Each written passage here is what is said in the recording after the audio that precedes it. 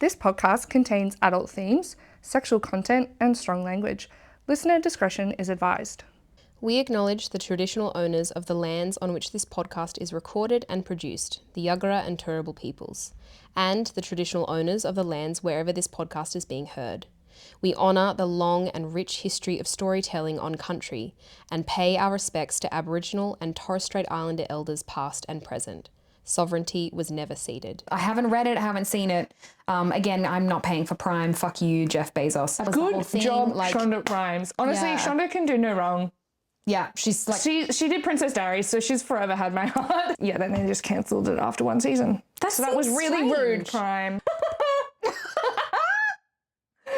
Okay, The love of my life. Sarah's having a breakdown. Welcome to the Historical Romance Review. We're your hosts, Amy and Sarah, and this is the State of the Field.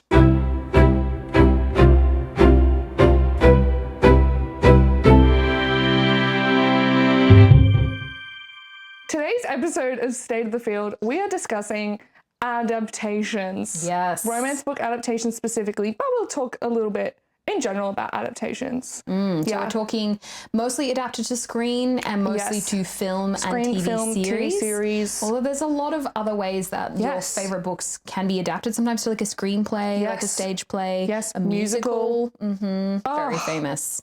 Maybe we should have put musicals in there. We should have put musicals in there because you know what I would have put up there? Epic the Musical. Oh, yes. Based on the Odyssey. Yes. Very topical. Very topical. Have you seen the Odyssey recently and how do you feel about it? Tell us. I have not seen it yet, but I've seen positives and negatives. Yeah, I haven't seen it yet either. Yeah. Apparently it wasn't as supernatural and sexy as it should have been. Oh. Yeah. Well, I know, what's her name? Emily, whoever, who did the most recent translation. Yes. She said they removed all the sex. Oh, boring. And, yeah, she had a lot of issues Come on, with Christopher it. Nolan, what are you doing? He's the Give the guy. people what they want. He's into his timey-wimey stuff. True. Who knows? So yes, discussing book adaptations today. Because we are fairly confident that adaptations of our favourite books, especially our favourite romance books, are pretty happening at the minute. In fact, like popping off. A lot of the books that we've already reviewed for the podcast have either already been made into adaptations or are presumably going to be made into ones in the near future. Yes. So, I don't know, do you feel like book adaptations are like skyrocketing at the moment? I do. I do think they are. And I think like for my research for this episode, I did a whole bunch of research for this episode. So she actually did some state of the field research. I did some state of the field research. She surveyed the state of the field. Did. I really did. I was looking at all sorts of websites and different like articles and things. Took me right back to my uni days. It was fun.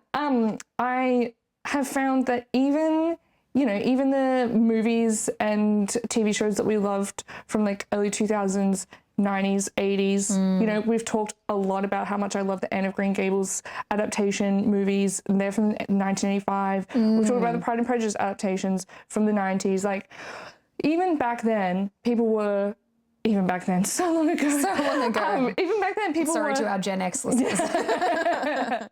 People were adapting books into screen, but I do feel like there's been a great rise in the just sheer number of books being adapted, maybe correlating with the number of books that are being released. We've talked about, I think in our first episode of State of the Field, that the romance book genre is blowing up at the moment, has been like pre-COVID and definitely through COVID. And since then, we're just getting so much more, like the market is saturated with romance books. And I feel like it's actually the kind of, instead of publishing market, I guess it's now like production, like for film and TV, market is catching up and realizing, these books have huge fan bases, and if we change them books into TV shows or movies, hopefully those fan bases will follow and watch it, and they'll make a lot of money.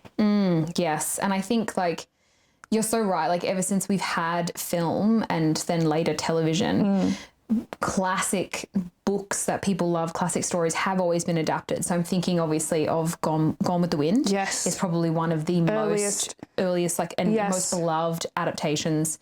And then also like one of the most beloved versions of Pride and Prejudice was right back in 1940 with Laurence Olivier, and like he was a very famous stage actor in Britain, and then kind of went to film and all this sort of stuff. So like it has always been around, but I think you're right, like the publishing landscape has changed. Romance books specifically, not, you know, all books, but then also specifically romance books are just getting pumped out constantly, especially romantasy, which is also having a moment. Yes. And then, yeah, it's like these production companies, and if you think about it as well, the streaming companies, streaming services are now basically, they're not just places that host the film. They're actually production companies. They make it. And so it's like, okay, how do we get, you know, if you're a Netflix executive, for example, how do we get people still subscribing to our service when there are so many other competing services? I know we will fund and produce an adaptation of this, you know, latest book that everybody's going off about on TikTok, and that'll keep people wanting to sign up to our service. It's so competitive. And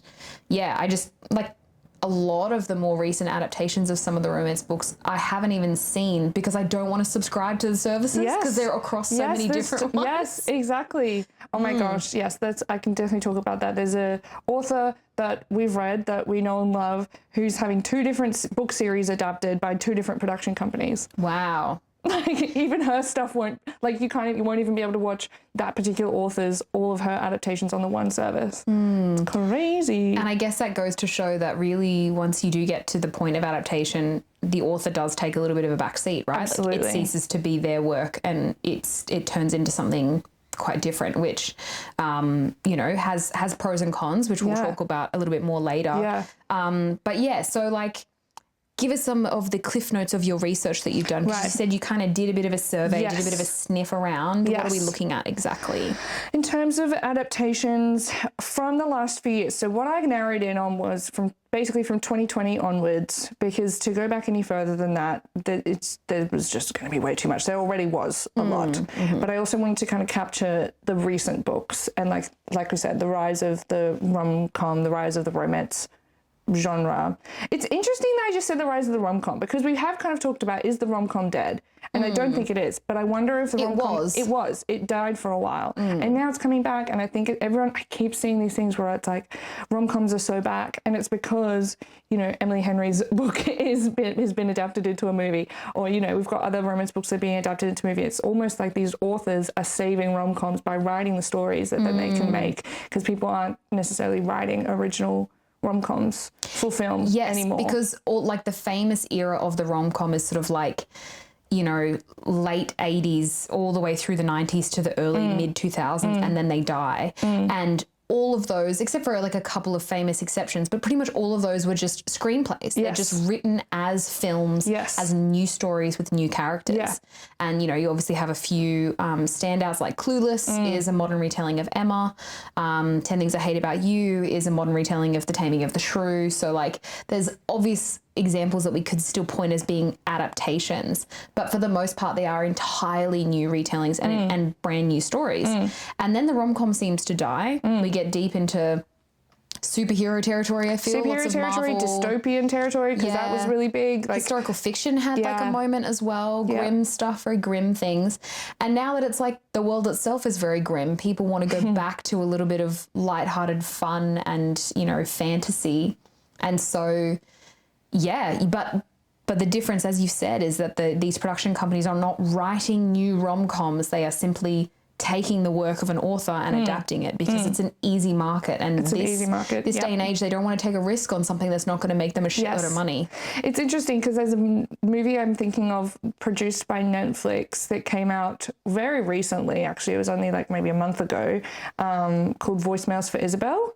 I don't know if you've heard of it or seen it. I've seen the trailer, haven't watched it. I watched it. That is an original rom-com written by, I can't remember her name, but she wrote and directed it. But she said it took her 9 years from when she submitted it. Like not even 9 years to write it, but she wrote it, submitted it, and like got it approved for production and then had to fight for it to be made for 9 years before it happened. And it's like, that sucks because again, it's like, it's an original. She had to prove that the way she wanted to do it and the way she wrote it was going to work and that she could direct it and that that it was going to make money because it doesn't have a fan base that came with it. And so like, it's just so much harder. Like often it's women writing these stories, not always, but it's often women writing them, original or like the book that then gets made. And it's harder for the originals. Yeah. But I have a question just quickly before I go into like the rest of my research and kind of what I found, because I was just having a think, like, what do you think about, you know, the fact that so many rom-coms are now, like romance books are now being made into TV series or films? Does that change the goal for authors? I feel like does it become like, oh my goodness, my book got, you know, published, and like it's being read, and that's so exciting. I feel like that was like the peak goal for an author for so long, and now is it like, oh, my book's out there, but no one wants to produce it into a film or TV show, so I haven't made it. Like, what do you think? Yeah, I think that's such a good question, and I really feel like it's even like a trope in some stories where there's like an author character who is trying to get write their book, and then the greatest sign of modern success is that your book then gets picked up, option for a film, you know, like it was the massive thing of like book to film.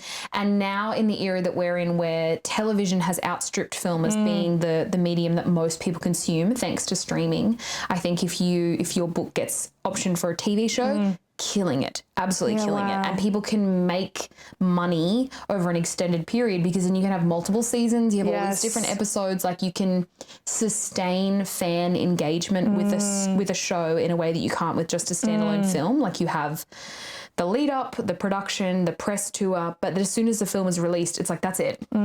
Whereas with the series, you can kind of just extend that out, I think. So that's why I think we're seeing a lot more book to TV series adaptations rather than just book to film. But yeah, I don't know, because I also think we might have talked about this either on pod, certainly off pod, we've talked about it.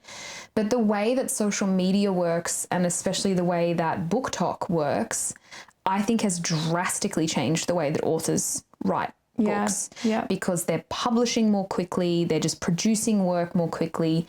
It's all about the tropes, right? I think we talked about this in the trope episode. It's all about tropes. It's all about marketing. It's essentially clickbait, how you can get people to invest and engage, even if it's just to buy it. That's it. They don't actually care. They don't give a fuck if you read it. Read. Like, they just need you to engage enough to spend your money, and then that's all they care about. And that's why we see so much that is published and so much that is crap, especially if you think about a lot of really poor quality romantasy books that are just getting spat out in like Sarah J. Maas's wake, basically. And a lot of those people can't really write very well, but they have an interesting premise. They have a good little, you know, 1 or 2 line summary, little hashtag enemies to lovers on it kind of thing. And that's all you need. So I feel like that's the main goal these days, is to get the publication that goes viral on Book Talk, because then you get all the sales. And then I think this adaptation thing is the next step on top, because if you go viral enough and you have enough of a following, then the next email you're going to get is from Netflix or from Paramount Plus or from Stan being like, hey, we want to option this and do this. Like, and I don't know, like it seems maybe like gone are the days where audience engagement or like readers sort of being like, we love this book so much, please, like would be something that would feed in. It's sort of now, it's engagement of a kind. But it's a different kind. But it's just that clickbaity social media engagement, which I think is shallow and superficial. And it's what is flooding our book market with just so much just cookie cutter kind of repetitive tropey stuff.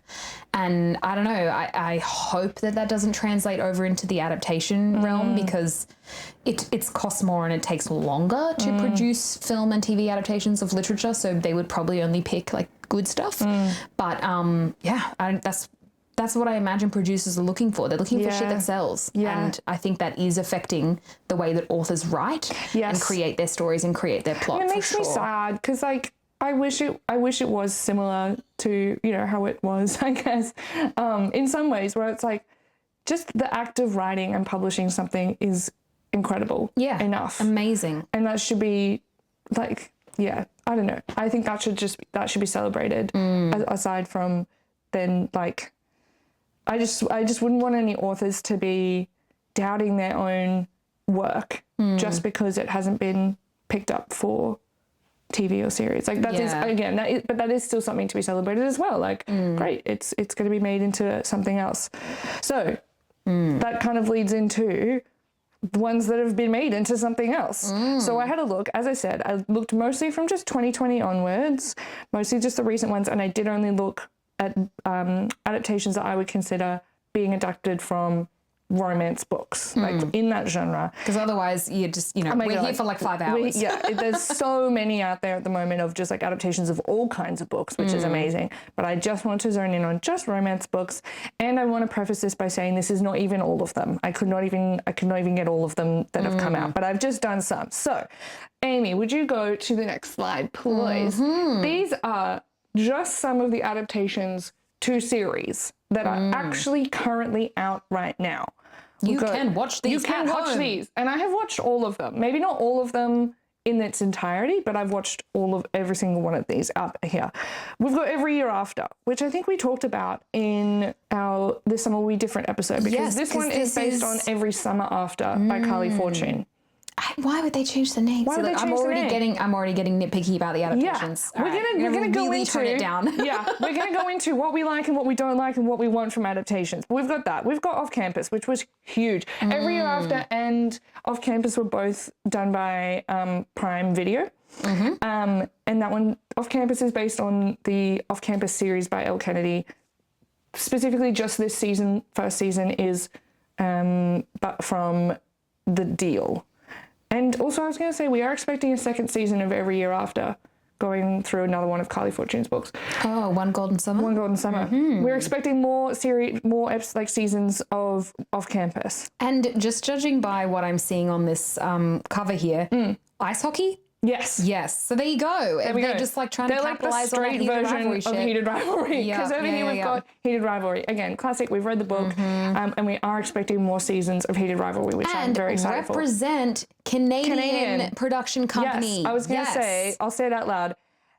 AIGU, I think AIGU, I don't know exactly how to say it. It's AIGU Entertainment and Bell Media, which are Canadian-owned, Toronto-based production companies. Because, of course, the bigger ones wouldn't option a queer story. But they did, and they leaned in hard, and thank God we are expecting more seasons. So good.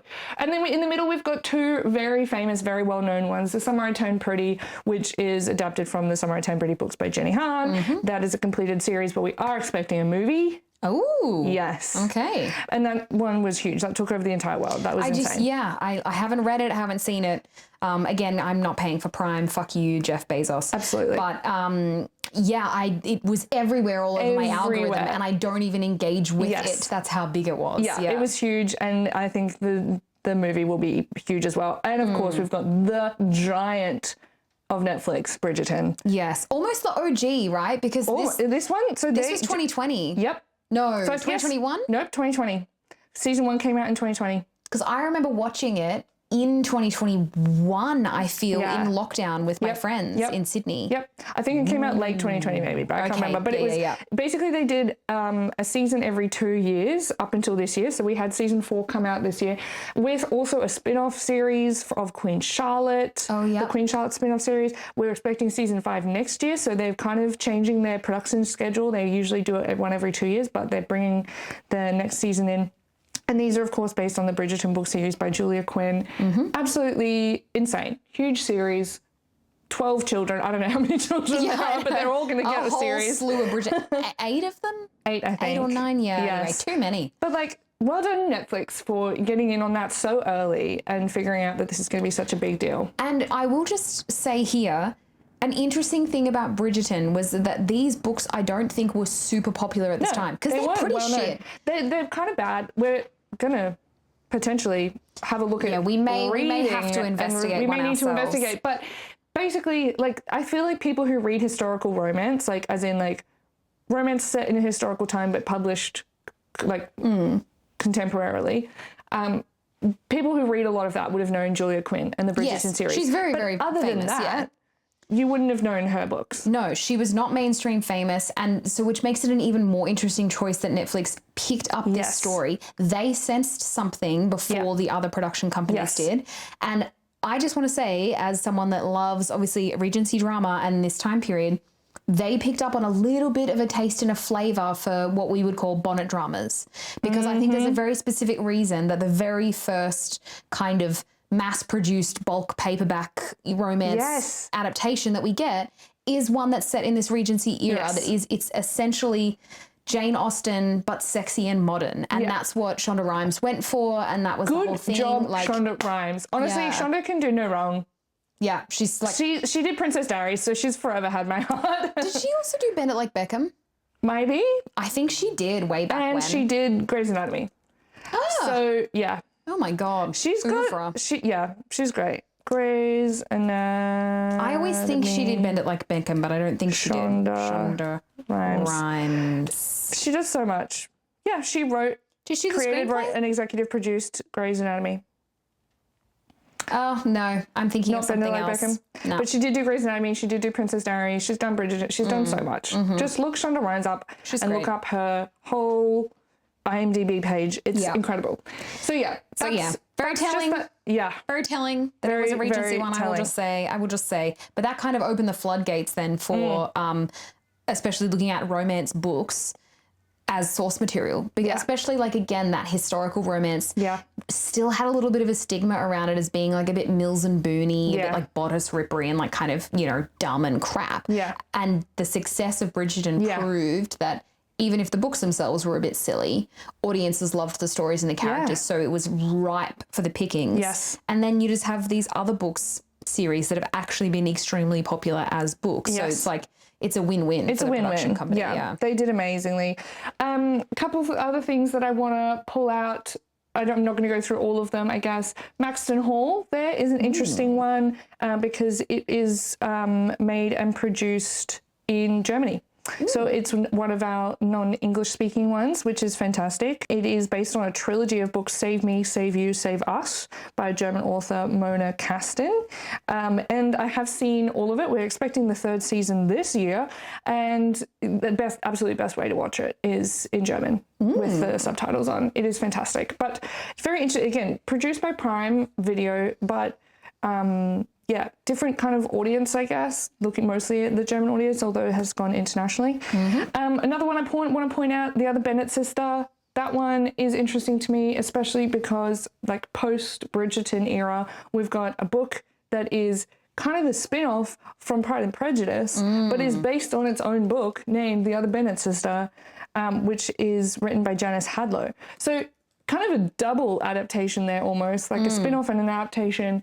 It was quite popular. It's beautiful. That book was published in 2020. Yeah. So, like, the book is getting a sniff into the publishing market amidst the sort of Bridgerton-y, like, bit of a revival again of this. Mind you, like, always...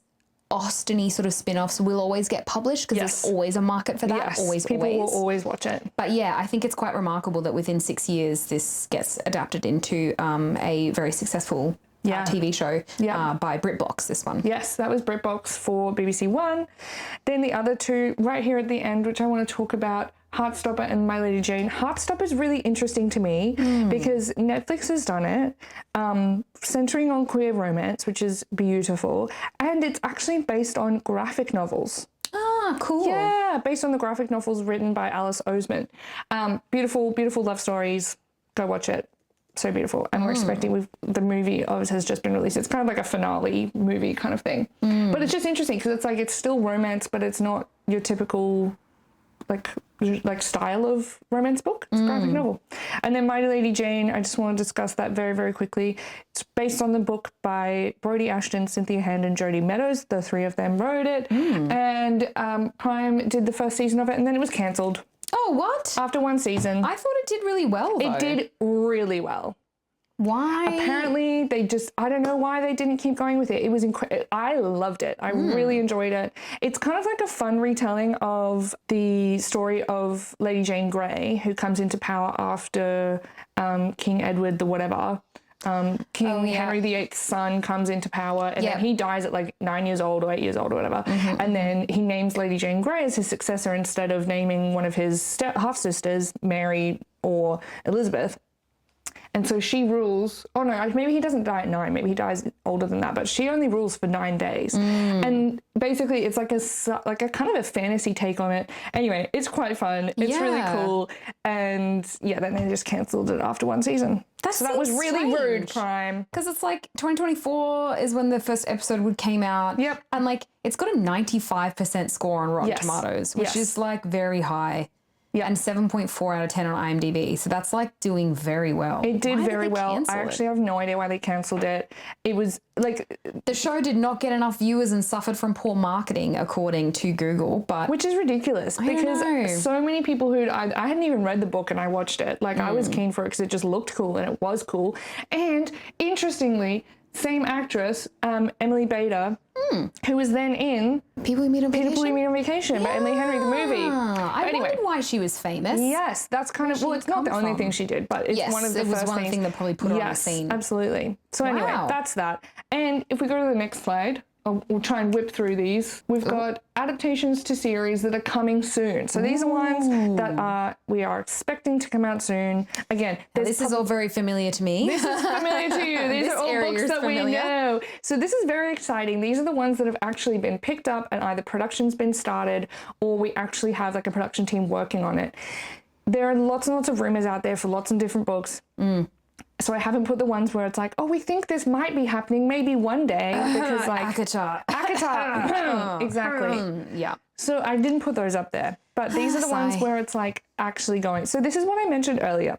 We've got the Rose Hill series by Elsie Silver and the, what's it called? Chestnut Springs series by Elsie Silver. This is the one I mentioned earlier where they're being produced by 2 different companies. So the Chestnut Springs series is being produced by Netflix and Rose Hill is being produced by Prime Video. Now, is Chestnut Springs Flawless the one that we read? Okay. So it's remember that episode one, the OG was Flawless. Yeah. Okay. So who's doing it? Netflix. Netflix is doing the Chestnut Springs series. Netflix version of Ret Eaton. Oh my God, I don't know if I can handle it. I know, it's going to be insane. So that one we don't have like dates yet or even casting out yet for the Chestnut Springs series, the Flawless one. But for Rose Hill, we do have no dates, but we have cast.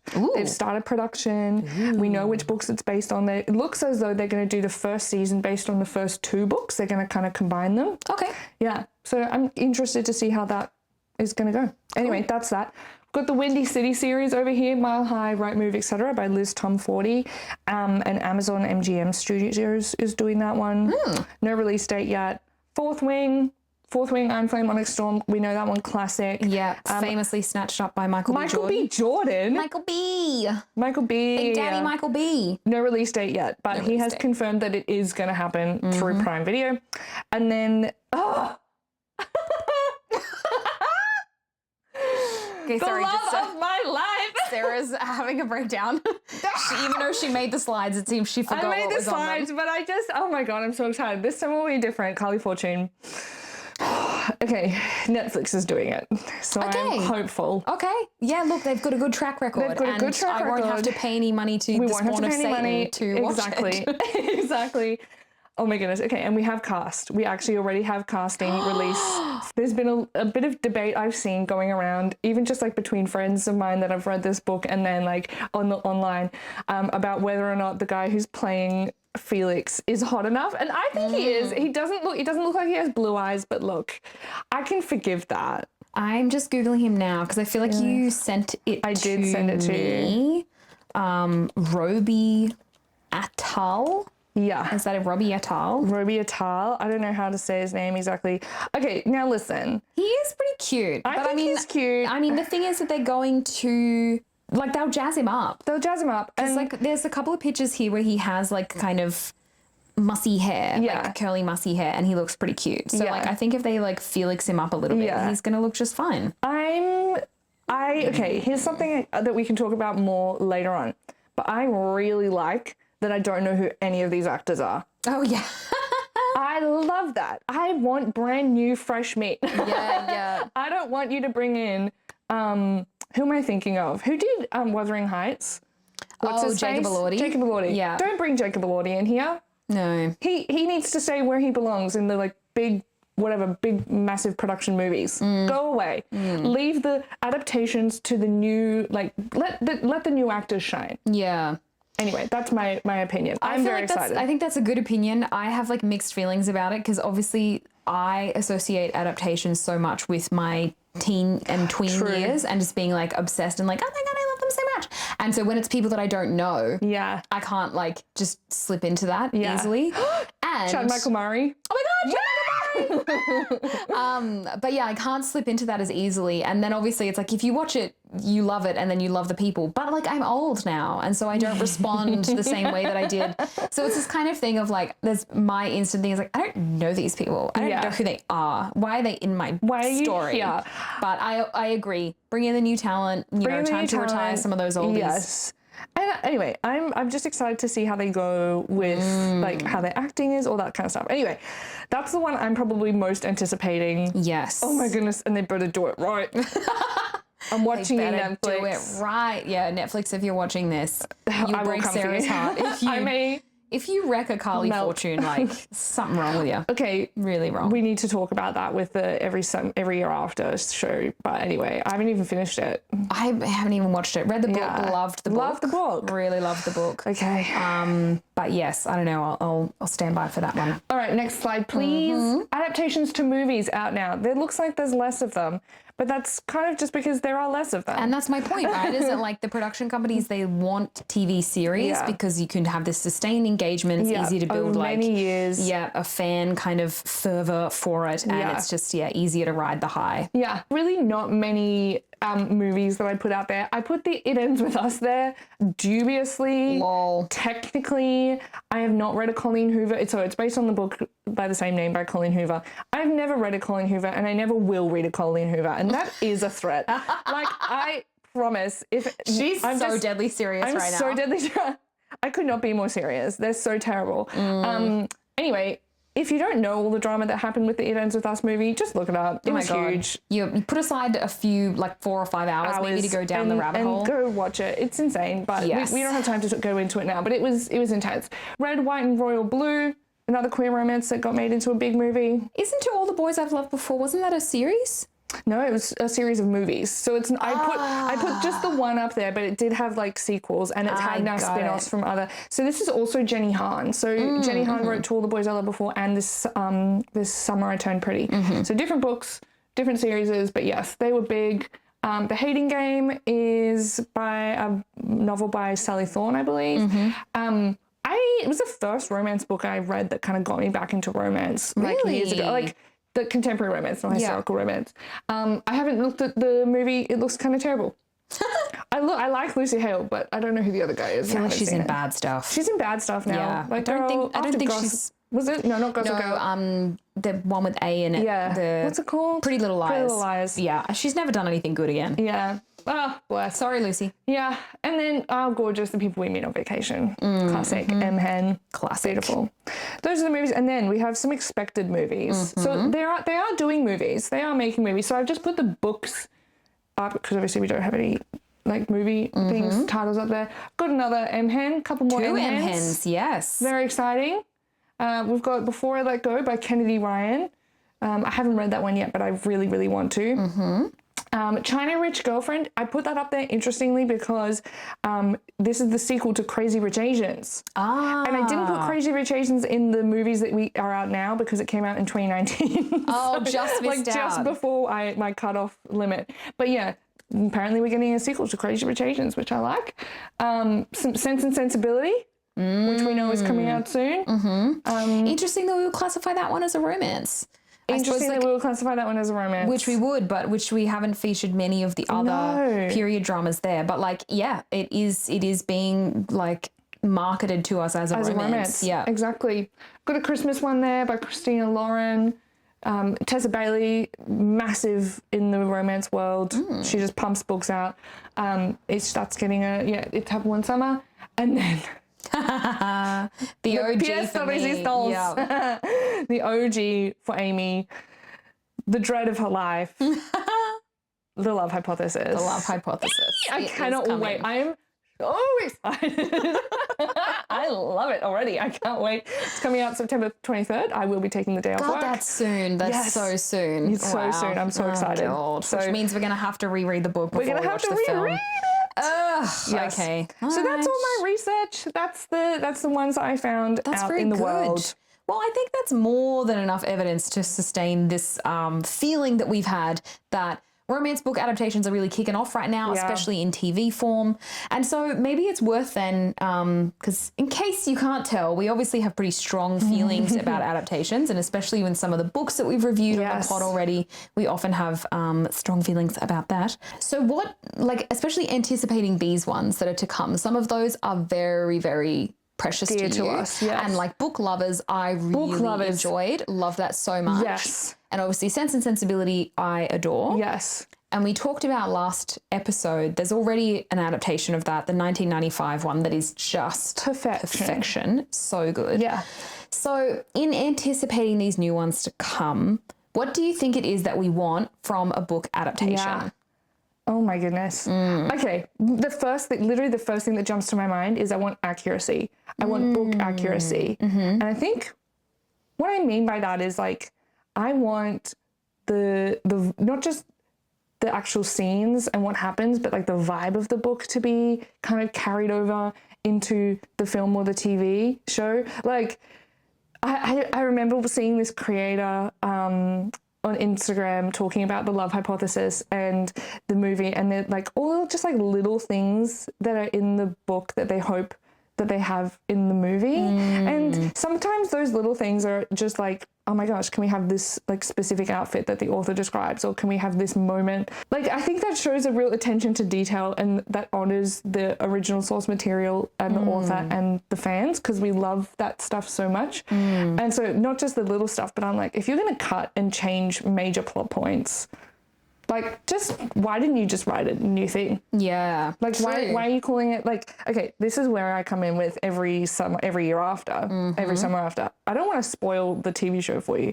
but they've changed, like, a crucial central part of the plot, like a really central point. And it just, I'm like, this isn't, like, based off of anymore. This is inspired by. Yeah. This isn't inspired by kind of production. Because, like, why, like, okay, I understand that okay, you said earlier, off pod, an adaptation naturally means a changing of things. Like, do you want the actual definition?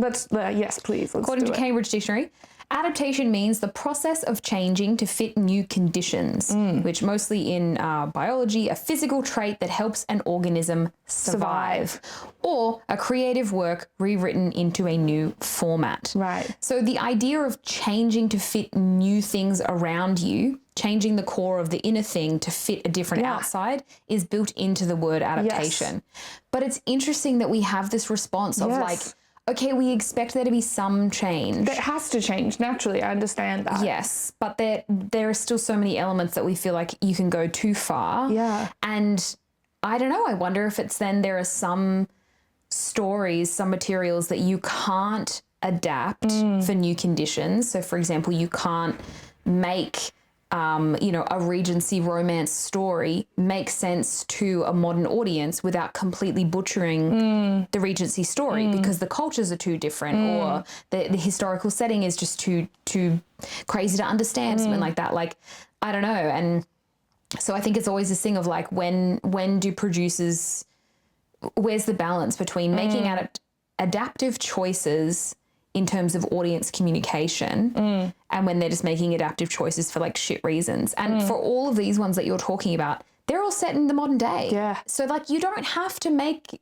adaptive changes to be like, well, no one's going to understand this, so let's just cut out that character because like they don't exist, or no one's going to understand why they can't be together because of the social conditions of the time, so let's just change it. It's like, you don't have to have that. You don't have to do that. So it makes it kind of even more strange that they would make huge plot changes. Yeah.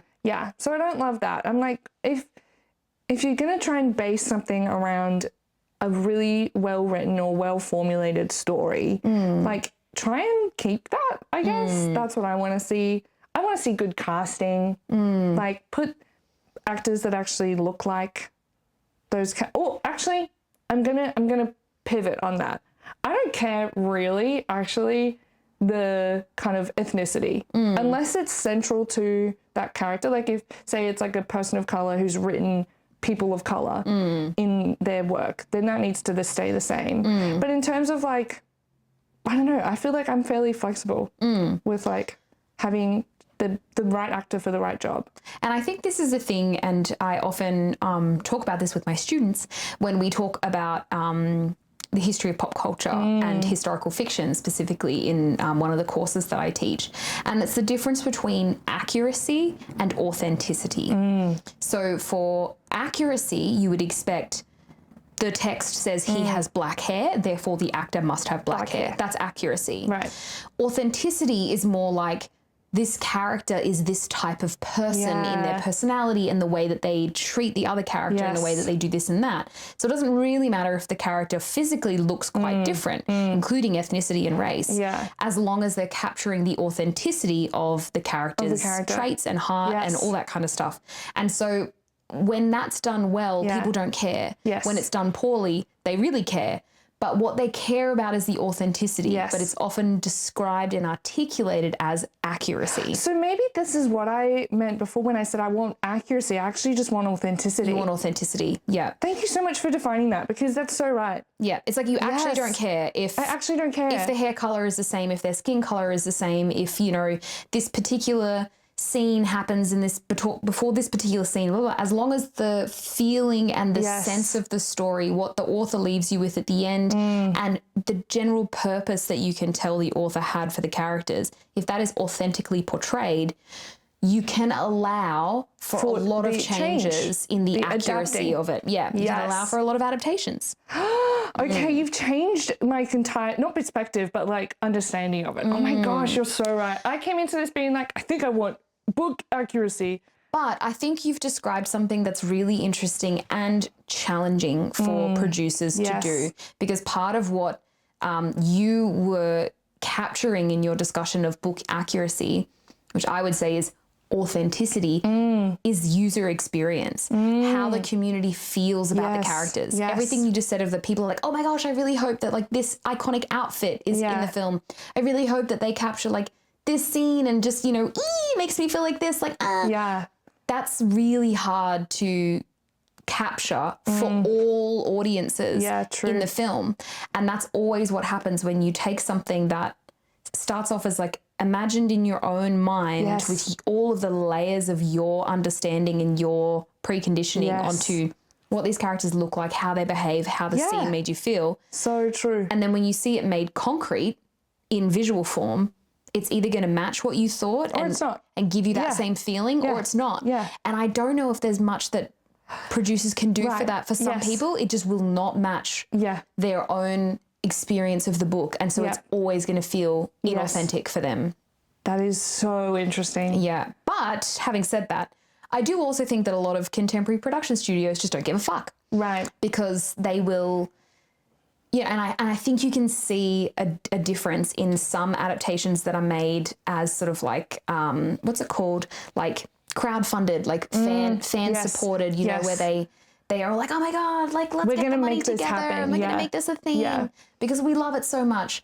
Those adaptations are done with such reverence and attention paid to the audience's pre-existing relationship with the material. Yes. Whereas some of these newer ones and, you know, Prime, Netflix, whatever, they're just like, this story sells as long as we keep the story mostly the same and the characters mostly the same. I don't really care. Keep the same name, put whatever actor to it. Like I don't really care how the audience, the existing audience feels about the material. And again, it's because they just want people to stream it and watch it. They don't care about because that's what generates the money. But as long as you stream it and watch it, to then hate it, totally fine. Don't fucking care. Yeah. They'll make another one in 6 months of something else. Like the turnover is so quick. Yeah. And I think that's where, again, I wonder how authors feel about this, because if it was my material, I would want it to be done in a way that, you know, I've poured so much love and labor into creating these characters in this world, and I've obviously written it in a way that I want my audiences to feel a kind of way about it, then they take it off and feel, you know, all sorts of different things that I could never imagine. But I still at least had a vision for how I wanted them to feel. And then if the film version kind of takes it and like sanitizes it, commodifies it into this like, yeah, whatever, like it's just be the Cliff Notes version of the story enough to get them hooked in and that's all we need, that would be deeply upsetting to me. But then the other age-old question is like the film or television adaptation is a completely different baby to the book, and maybe you just have to let that go. But I think it comes back to your question of like, if you didn't care about the original source material, then why have you made an adaptation? Just write a new story. Just write something new. There obviously is something that you want to hold on to. Yes. And it's always in the working out of what gets kept and what gets changed that we have all these big feelings. Yeah. Oh my gosh. I have so many feelings about adaptations. So many feelings about adaptations. So on that note then, what is the best, if you can think of it, this is a really hard question. Yeah. I'm just going to say for both of us. Yes. Possibly more so for you than for me because you've watched and read a lot more. But what do you think is the best romance book adaptation that you've ever seen? And what do you think is the worst? I've got the worst, locked and loaded. Easy. Yeah, tell me. The 2020 whatever Persuasion. Oh my God. Let me get that up for real. 2022 disgusting film of Persuasion done by Netflix. Yeah, that's mine also. Yeah. Fucking atrocious. Just so bad on every level. Yep. Like it just, oh my God. We could do a whole episode just talking about that one adaptation and how we bad should, it was. because, you know, justice for Persuasion, it's a beautiful story. But like that, it's a shit film just as a film. It's kind of boring and like cliched and naff and stiffly acted. And as an adaptation of Jane Austen, it is vomit-inducing. Yeah. It's disgusting. There is barely any like remnant of the original source material there beyond the character names and the general plot. It's fucking atrocious. And I just like... It's truly the worst adaptation I've ever seen. Jane Austen's, you know, vanguard hero on Earth. She'd be rolling in her fucking grave over this shit. It terrible. Is awful. Yeah. Ugh. If you liked it, get your head checked. Fucking terrible. Just totally a piece of shit. It's terrible. And if you did like it, maybe it's because you haven't read it and and maybe it's because you've never seen any other adaptation. But also there are other... So watch the other ones. There are other good adaptations. The 2007 BBC kind of telly movie is good. It has some scenes in it that I don't like and that I don't think fit well with the characters, but it's overall pretty fun. The definitive version, the one, and it should come as no fucking surprise, was in 1995, this golden year of Austen adaptations. Yes. And it stars Amanda Root and Kieran Harrison. Kieran Hines? Excuse me. We will be checking. Fact checking. I always forget his surname. Kieran Hines, sorry. It is stunningly beautiful. And it uses so much skill in its cinematography to communicate Anne Elliott's transformation across the film. I would just beg you to watch it if you can find it somewhere. It's kind of hard to get a hold of. It's really good. And it's just, it's the best. That might be my best one, I reckon. Okay. It's the best adaptation of Persuasion that exists, and it's possibly one of the best adaptations of Austen that I've ever seen in terms of accuracy and authenticity. Because, this is what I'm trying to do now with my best. Because, yes, accuracy and authenticity, that's what we're going for. That's what we want to see. Persuasion got none of those. Neither of them, nothing. It was just terrible. So now I'm trying to think what authenticity and accuracy. The first thing that comes to mind is probably the 1985 Anne of Green Gables movies. They are brilliant, but they're just my favorite. I really love them. They get the accuracy, they get the authenticity. It's not entirely book accurate though, so I don't know. I'm trying to think. I mean, the 1995 Pride and Prejudice is iconic, accurate, and like it has high percentage accuracy and like through the roof authenticity. Actually, I feel like I might say that's the best one. Just like hate to be like generic and very I know. I was like, damn it, is there anything else? It's the three of them that year. The three Pride and Prejudice, Persuasion, and Sense and Sensibility from 1995. All really well done. That version of Sense and Sensibility does make some changes to it deletes a couple of scenes. It deletes a couple of characters for sort of streamline and ease of communication to a modern audience. Yeah. I don't really feel like they affect the authenticity of the story. I think the screenwriting of Emma Thompson does enough, and the character acting of the central 4 characters, 5 really will include Willoughby. The central 5 characters are so good that you still feel the way you're supposed to feel about it. But I'd say probably with the perfect blend of accuracy and authenticity is miniseries P&P and film Persuasion 1995. Yeah. So good. I will just give my props to some of the more current ones. I think Off Campus is like maybe not as high on the accuracy side, but quite high on the authenticity. And I think they did a really good job with that. And I also think Heated Rivalry. Heated Rivalry did a really well. Good job. Yeah. It's quite book accurate. Having seen the only episode of Heated Rivalry I haven't finished is the last episode. Ooh. So can't, fully speak to it. But I think the accuracy and the authenticity hit really well in terms of adapting this modern contemporary romance. So some of the contemporary romances are doing a really good job. And I think the only other one I was going to say is maybe even The Summer I Turned Pretty. I think they did a good job accuracy and authenticity wise. Yeah. Yeah. So it can be done. It can be done. Yeah. But again, our faves are kind of the period ones, which is very interesting. And it's also, and again, because you would think that they are the hardest ones to adapt and communicate to a modern audience, which at least is what Netflix thought and, just led them astray in 2022 with fucking Persuasion. But it can be done and it can be done really well. But I'll note that all of those period ones that we mentioned, so harder source material to communicate to a modern audience, all of that was done pre-streaming. Yeah. That was like back in the kind of like golden era of like rom-coms and just golden era of film in general. Yeah. One of the golden eras of film. The 80s and the 90s. Yeah. Where people are putting the time and the money into these pieces of art, and then like it's award shows. Like it's like Sense and Sensibility won an Oscar for God's sake. Like exactly. And the Pride and Prejudice BBC miniseries was so beloved. It had like millions of people watching the final episode. Yeah. All crowded around their TVs, no streaming. And they have like statues of Colin Firth as Mr. Darcy erected like in Hyde Park and like all this kind of thing, So like we can see the impact, and I feel like those versions were created just to communicate with the audience a beloved story rather than to try and like make money. Yes. Because it's a very different environment that we're in now. Yeah, which is why I think it is so nice to see adaptations done well now in this era of just like quick, make something good, make $1 million or however much. Like good on the producers of Off Campus and The Summer I Turned Pretty and Heated Rivalry and even like Virgin River, like these other ones that are like still holding strong, doing their best in a tough time for making film and TV and adapting books. And let's hope that like some of our cynicism and our worries about the future ones to come, given what we've laid out about the industry, isn't a particularly positive or kind of encouraging portrait that we've drawn, but hopefully that they will do quite well. But I don't know. We'll wait and see. I mean, all I can say is that we're not even talking about Wuthering Heights because it's not a fucking romance. No.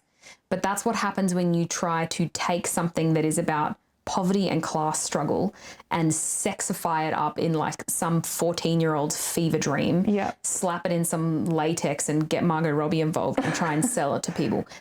Fucking horrendous. Yeah. That's a really interesting mishmash of like all of the different things we've outlined today kind of playing out in that horrendous film. But it's not romance, so we don't. It's not romance, so we didn't include it. I didn't include it, and we won't be deigning it. Nope. We won't be even to deign Emerald Fennel with Fennel. We won't be playing into her trap by talking about it as a romance story, because it's not. Well, that's probably all that we have time to talk about today. I mean, I think we could talk about this for a lot longer. Yes. And as a snuck into many of our other episodes, we have very strong feelings about our book adaptations. Very. And we didn't even get to sniff or scratch the surface of that really like beautiful early 2000s genre of like romance book adaptations. Again, before this modern boom that Sarah's highlighted for us, we've got things like all the Nicholas Sparks. All the Nicholas Sparks eras. I think almost every single one of his books got a movie adaptation. And I would say that would have been the measure of commercial success for a certain type of author. Yeah. And then you would have an author who's like, I'm not looking to get my book made into a movie. I'm going for like, you know, this prize or this award or whatever. Yeah. But yeah, we've got like The Notebook, A Walk to Remember, Dear John, The Lucky One, The Vow. Oh my goodness, there's so many. So many. There was all of them war-based. Yeah, and very American. Makes sense after 2001, anyway. Yeah. Like, and that's probably a little bit of... There we go, I said it. Contextual understanding as to why we got that. Yep. The only one that I've actually watched and read, which is to say the only Nicholas Sparks I have read, was Dear John. Yes. And it's fairly accurate. The book is a little bit more puritanical in some ways, which I found odd. Yeah. I read a lot of Nicholas Sparks in my teen years. Has some weird, slightly Christian nationalist undertones. Obvious. Yes. Quite obvious, actually, yes. Anyway, there was that. There was 50 Shades of Grey, famously. Twilight. Famously, the fanfic of Twilight. Yeah, so we had Twilight. Twilight first, then 50 Shades of Grey. Huge in a different way. P.S. I Love You. Yep. Clueless we've mentioned, there's an Austen. It was a good era for broader romance adaptations. So again, it's always been done. Yeah. Maybe we're entering a weird new season in it though. We're going to, fingers crossed for the good. Fingers crossed that they come out okay. Yes. And intact. It's about all we can hope for. It's about all we can hope for. But let us know if there's an adaptation I missed or that you really love and that we didn't talk about or that you think we should watch or read before, a book that we should read before the adaptation comes out. Let us know because we're always up for that. And if you want to defend some of the ones that we've been slagging off. Yeah, except Persuasion. Like, don't even bother. Give it a go. You can try. Would love to hear your arguments. You would be wrong, but would love to hear them. Would love to hear it. Let us know on Instagram or send us a message or something. Let us know what your favorite romance adaptation is and your least favorite. And if you want to, articulate a defense, go for that. But I think until then, we'll see you next time for our regular book review episode. So until then, happy reading. Happy reading. Keep adapting. Adapt or die.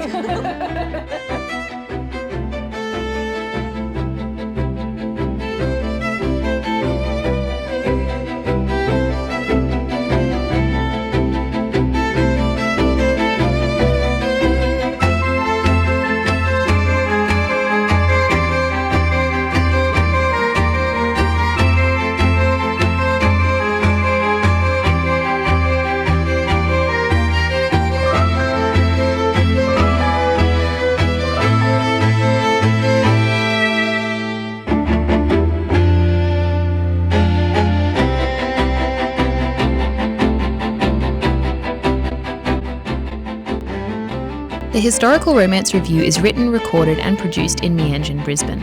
All editing is done by Sarah Brain, original artwork by Caitlin Adams, original theme music composed by Johnny Barahona, who you can follow on Instagram at JohnnyNvivo, spelt JONNYENVIVO. Sound support is provided by Zach Costa and recording equipment and guidance generously provided by John Ward. Thank you to everyone who continues to support this project with their expertise and enthusiasm. You can find all our episodes on Spotify and Apple Podcasts.